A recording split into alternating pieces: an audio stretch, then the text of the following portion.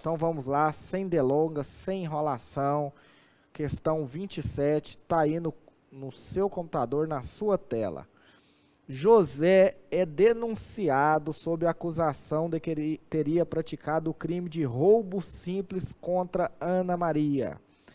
Na audiência, o juiz indefere, sem motivo, que sejam ouvidas duas testemunhas de defesa. Corta para mim aqui, por favor.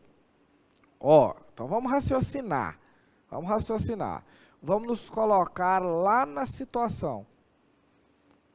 Seu cliente respondendo por 157 caput, roubo simples.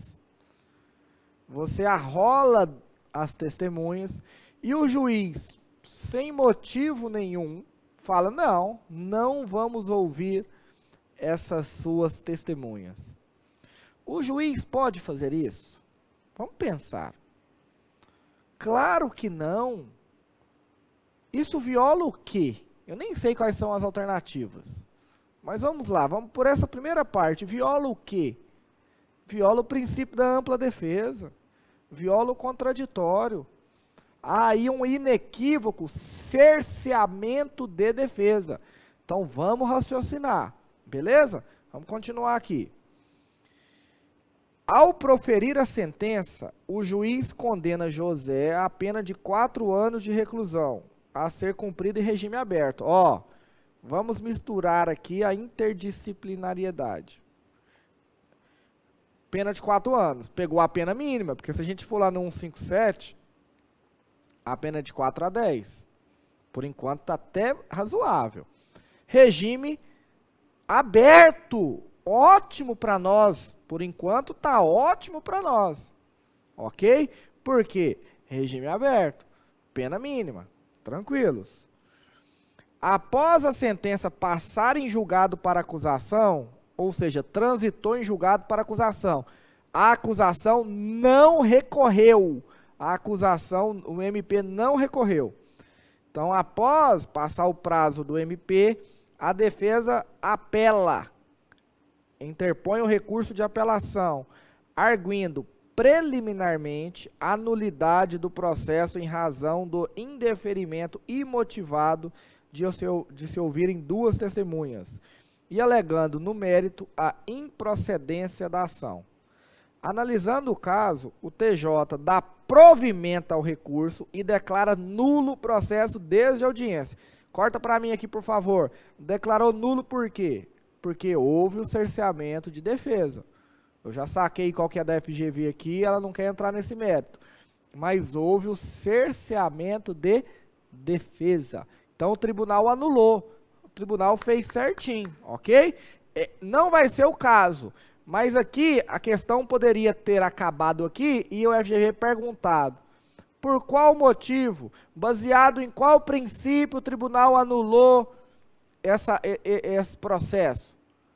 Por violar o princípio da ampla defesa, beleza? Vamos lá. Então, anulou. Realizado o ato, ou seja, realizado novamente o ato que foi anulado, e apresentada novas as alegações finais por meio de memoriais, o juiz profere outra sentença, desta vez condenando José a pena de 4 anos, porém o regime é mais gravoso, porém estabeleceu o regime semiaberto, pois, sendo reincidente, não poderia iniciar o cumprimento de sua reprimenda em regime aberto. Com base no relatado acima, é correto afirmar que o juiz agiu. Então vamos lá, corta para mim aqui, por favor, antes de ver as alternativas. Deixa eu resumir o caso. Cidadão, acusado de roubar alguém, é condenado a 4 anos, regime aberto. A defesa insurge, porque houve nulidade, o tribunal anula tudo desde a instrução. O MP não recorreu. Tem nova instrução e nova sentença. O juiz condena ele de novo, a mesma pena, de 4 anos, porém o regime deixou de ser aberto e é semiaberto. Aí eu pergunto, o juiz agiu certo ou errado? Porque pode ter certeza que 2 itens aqui do ABCD vai falar, o juiz agiu corretamente e vai vir outra coisa. Ou o juiz errou e vai vir outra coisa. Então nós temos que saber, o juiz agiu certo ou o juiz agiu errado? Lembra lá da nossa aula de recurso? Lembra quando você estudou sobre um princípio da proibição de reformatio impejus? A nova sentença, quando a primeira for anulada por ato exclusivo da defesa, não pode ser pior do que a primeira. Lembram?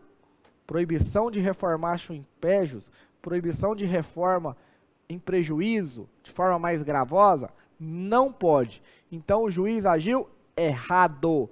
O juiz não poderia agravar a pena. Ah, professor, mas a pena foi igual de 4 anos. É? Então vai cumprir a pena no regime semiaberto. É totalmente diferente do aberto. O aberto é bem mais benéfico. Então o juiz majorou a pena, piorou a situação do nosso cliente. O juiz acertou? Não. Então a primeira coisa que nós temos que fazer é anular aqui a que fala que o juiz agiu corretamente. Ó, a C e a D, coloca aí por gentileza, a C e a D fala que o juiz agiu corretamente. Eu nem vou ler. Então a resposta certa é A ou B. É A ou B. Vamos analisar a A ou a B.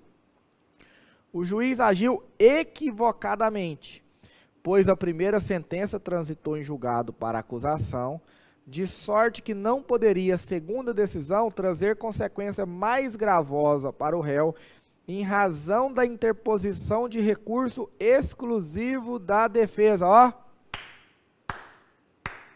Corta aqui para mim, por favor, Matheus.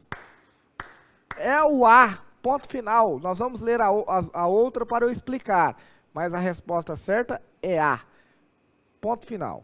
B, o juiz agiu errado, pois, por ser praticado com violência, o crime de roubo impõe o início do cumprimento da pena em regime fechado. O que fala corretamente eu não vou ler nem para nós perdermos tempo. Então entendam. Teve a primeira sentença. O recurso é exclusivo da defesa. O Tribunal de Justiça não pode piorar a situação do cliente. Jamais. Ou mantém de forma igualitária, ou melhora, ou abaixa a pena, ou deixa uma situação mais confortável para o cliente. Ah, professor, mas aqui não é o caso, aqui foi anulada a instrução, foi anulado o processo. Mesma coisa, o novo julgamento não pode ter uma consequência pior do que o primeiro. Uai, professor, nunca? Não, apenas nas situações em que o recurso for exclusivo da defesa, em razão do princípio da proibição de reformatio impejus. Ok? Espero que tenha entendido.